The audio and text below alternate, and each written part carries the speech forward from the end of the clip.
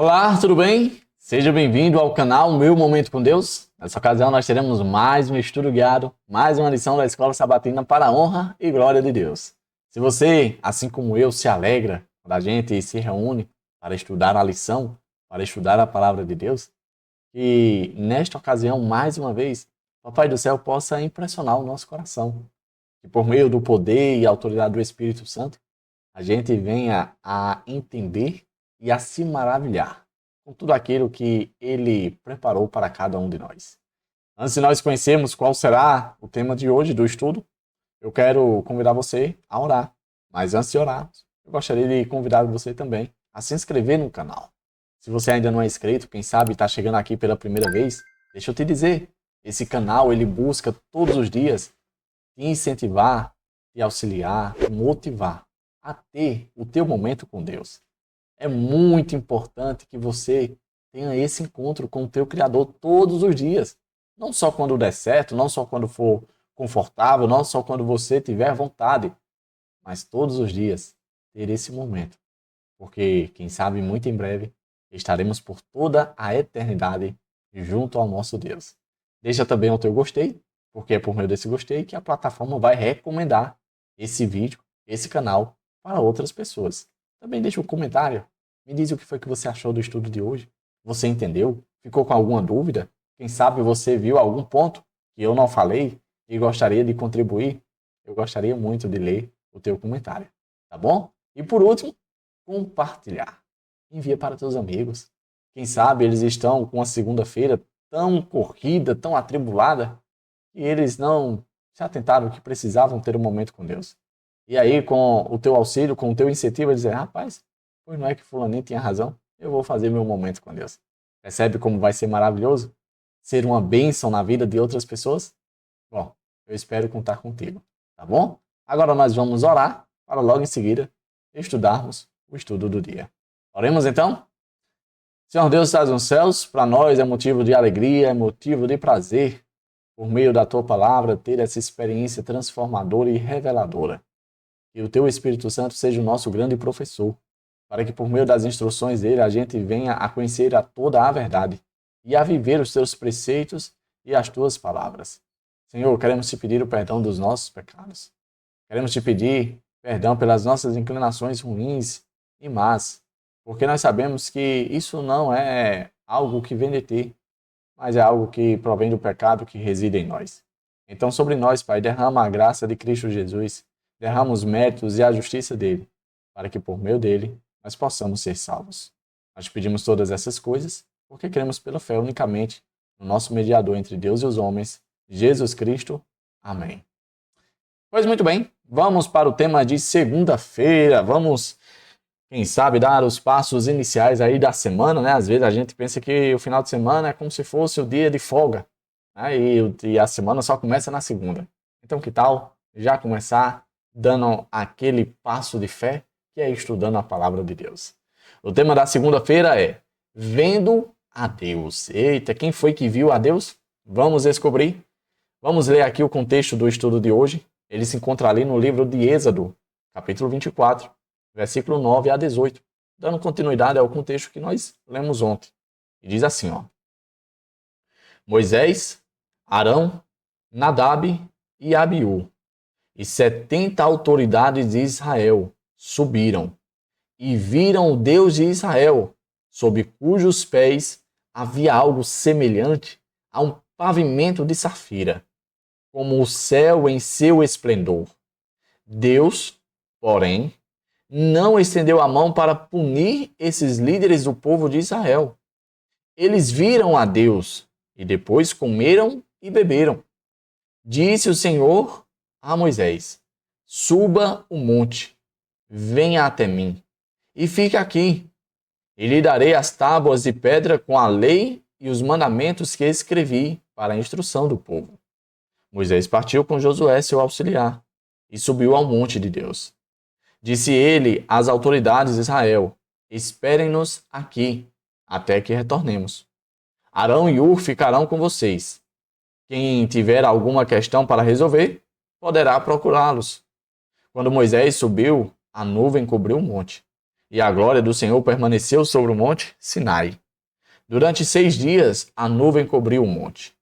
No 7º dia, o Senhor chamou Moisés do interior da nuvem.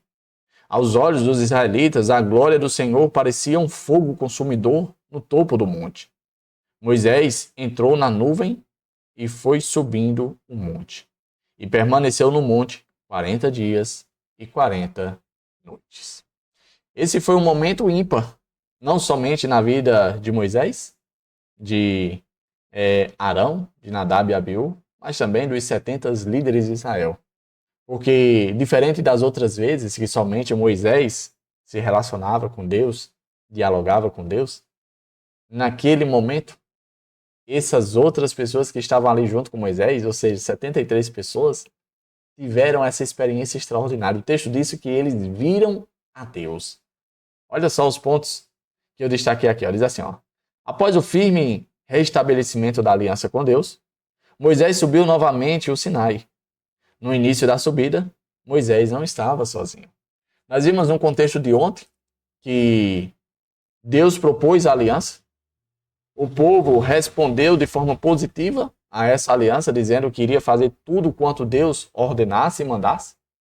Foi aspergido sangue sobre o povo para selar, que seria somente pelos méritos de Cristo, pelo sacrifício de Cristo, que os israelitas iriam obedecer, iriam honrar a sua parte na aliança. E aí agora, Deus mais uma vez chama Moisés, junto com essa comitiva, para subir o monte, para ali ter uma experiência extraordinária, para receber e selar, de fato, aquela aliança, que era por meio dos 10 mandamentos. O interessante é que quando o Moisés, junto com os 73, Arão, Nadab, Abiú e 70 líderes do povo subiram, eles tiveram ali uma recepção, quem sabe, com algo que eles nunca imaginaram experienciar na sua vida. Olha só o que diz esse ponto aqui. No Oriente Médio, nos tempos bíblicos e até certo ponto hoje, fazer uma refeição juntos era uma experiência muito importante, de grande honra e privilégio. Não bastava eles verem a Deus, o texto diz que eles viram Deus andando num pavimento de safiras. Eu imagino que a cena foi algo de marcar o coração do tipo, ficar de boca aberta, do tipo, meu Deus, o que é que eu estou vendo? Mas, não sendo suficiente isso, o contexto bíblico fala que eles comeram e beberam. O que isso significa? Deus tinha preparado um banquete. Deus tinha preparado ali um jantar especial, uma recepção farta para eles. E sabe qual é o significado disso? Dentro do contexto do Oriente Médio, isso não era qualquer coisa. Quando você era convidado para uma refeição, quando você era convidado para um jantar na casa de uma pessoa, isso significava dizer que a pessoa que te convidou tinha um desejo de desenvolver ali uma amizade com você, uma aliança com você, algo duradouro com você. É como se a pessoa que estivesse te chamando estivesse prometendo o seguinte: olha, nós de hoje em diante seremos mais que amigos. Quando você estiver passando por um momento de crise, eu irei em teu auxílio. Quando você precisar de mim, eu estarei lá para te sustentar. Eu vou estar junto com você, não somente nos bons momentos, como num banquete, numa celebração como essa, mas eu também estarei lá junto com você nos piores momentos da sua vida. De hoje em diante, a gente vai ser um. Não vamos nos separar. Vamos nos apoiar, vamos nos fortalecer. Era isso que significava. E foi exatamente isso que Deus quis apresentar e chamar a atenção das pessoas. Isso era algo muito comum à realidade deles. E eles perceberam. Eles entenderam quando viram toda aquela celebração, toda aquela apresentação, todo aquele aparato. Opa, Deus não está com poucas palavras. Ele não está querendo só encher a bola, não. Ele tem boas intenções. Ele quer mesmo fazer o certo. E foi isso que foi demonstrado. Olha esse outro ponto que eu destaquei aqui. Ao mesmo tempo, recusar um convite era um dos piores tipos de insulto. Se a pessoa te convidasse para celebrar, para jantar, para comer junto, e você rejeitar, ei, rapaz, não era bom, não. Era um insulto. Era como se você, quem sabe, estivesse declarando: olha, eu não quero nada com você. Eu não gosto de você. Você não é confiável para mim. Olha só esse ponto aqui, ó. Não é à toa que a gente viu isso de forma muito clara ali no período do Novo Testamento, quando Jesus começou a comer com pecadores e publicanos. Por que é que os fariseus, por que é que a classe religiosa ficou tão escandalizada quando viram Jesus se associando com essas pessoas? Eles sabiam o que significava comer com as pessoas. Significava dizer que Jesus estava se associando, que Jesus estava desenvolvendo uma relação, uma intimidade, uma aliança com aquelas pessoas. O problema é que para os religiosos, aquelas pessoas não eram as pessoas mais adequadas para se desenvolver isso. Não eram pessoas confiáveis, não eram boas pessoas. Por isso que isso gerou um burburinho, gerou um escândalo para a classe religiosa. Olha esse outro ponto que eu deixei aqui, ó.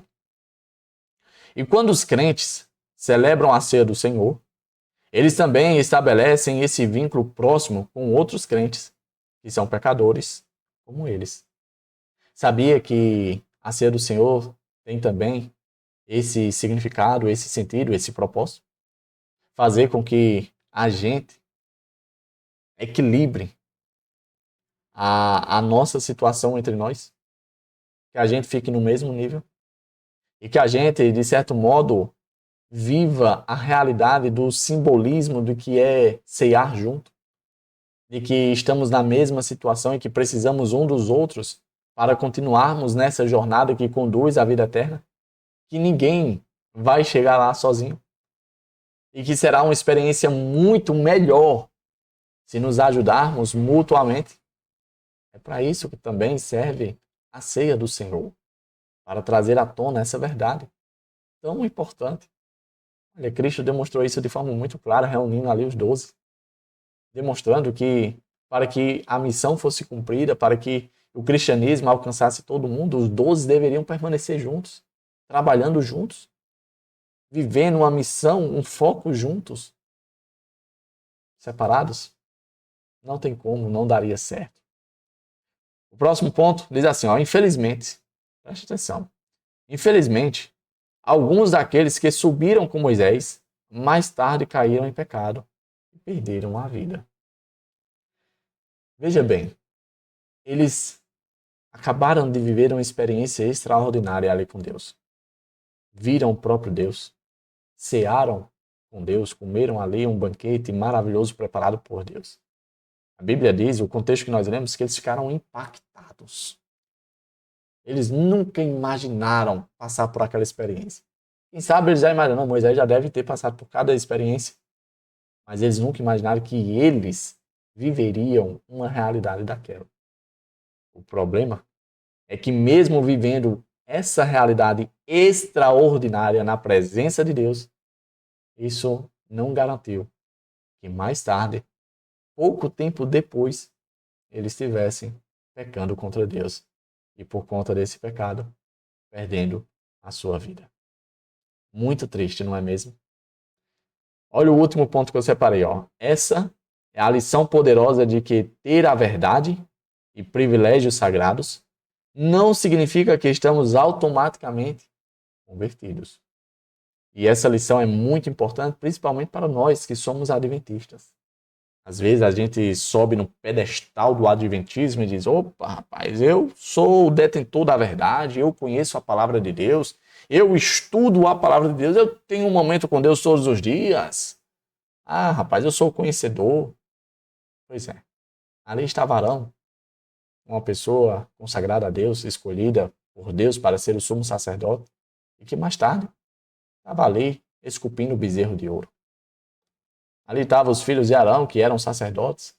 Ali estava a liderança do povo, quem sabe as pessoas mais honradas, as pessoas que tinham prestígio, as pessoas que foram escolhidas para representar o povo. Pois é, essas pessoas mesmo tendo experiências extraordinárias, vendo o próprio Deus, mesmo assim, não eram convertidas. Significa dizer que ter privilégio sagrado ter conhecimento, viver experiências extraordinárias, isso não significa dizer que estamos convertidos. E isso deve ser um alerta, para mim principalmente, porque nós precisamos estar atentos. Será mesmo que estou convertido? Bom, só o tempo dirá. E para alguns, o tempo mostrou que esse fato não era uma realidade nas suas vidas. Chegamos ao fim de mais um estudo hoje falando sobre o tema Vendo a Deus. Pessoas que, além de Moisés, tiveram a experiência de ver Deus e de cear, de jantar, de comer junto com Deus. Foi uma experiência magnífica. E quem sabe, muito em breve, nós também viveremos essa experiência. Cabe a cada um de nós nos prepararmos. Vamos ter o nosso momento com Deus todos os dias, até aquele grande dia se tornar uma eternidade. Tá bom? Que o Papai do Céu te abençoe e proteja todo o mal. Que Ele te faça retornar aqui no dia seguinte, para mais uma vez termos o nosso estudo guiado, o nosso momento com Deus. Até a próxima e tchau, tchau.